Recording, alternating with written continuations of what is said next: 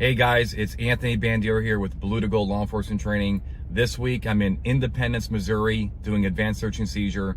If you're interested in this training and you want me to come to your agency, shoot me an email on bluetogold.com.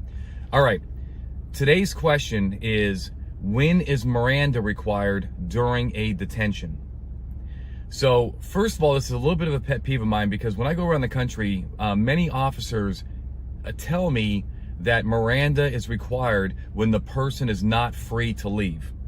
They were taught this, but unfortunately it's bad training. And oftentimes it's the lawyers that are training them to say this. That is not the legal standard. Being not free to leave is a detention, but we know that during detentions, Miranda is not required.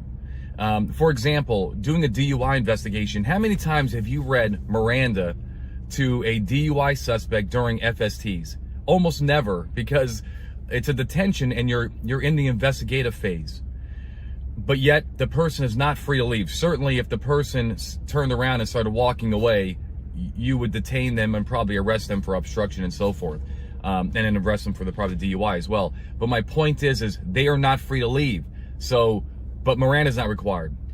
Instead, officers need to articulate that Miranda is required when there's actually three components. One, arrest-like custody.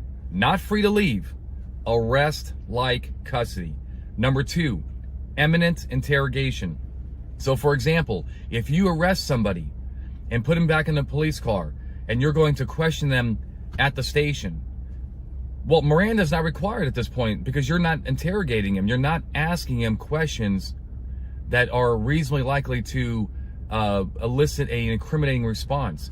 You can wait for the Miranda until you get to the station, or you can read it on scene, and it's not going to expire that soon. And finally, the third requirement is known officer. This makes sense because if you have a suspect that is in jail pre-assignment of a lawyer, right? That's when the Sixth Amendment kicks in.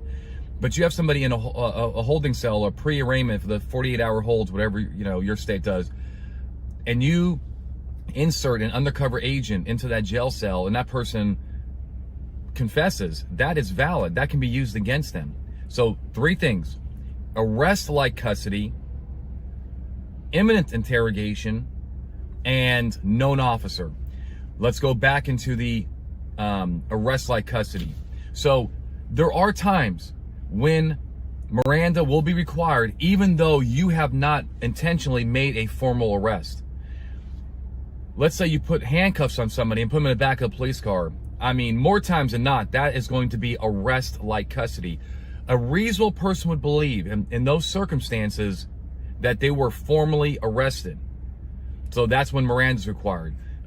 Pointing a gun at somebody and telling them to get on felony prone and lifting them up. I mean, it's possible that the courts are going to look at that as just a detention and not arrest-like custody, but you better have facts that back that up. So for example, if this suspect is believed to have committed an armed robbery, well, that force, the pointing the gun and felony prone, match the circumstances. So the courts may say, well, look, that's a detention, not an arrest. But you point a gun and you felony prone out somebody for stealing a candy bar, that is going to certainly be arrest-like custody, and we may have an excessive force claim as well. But that is what I would like you guys to articulate, especially if you're asked in court.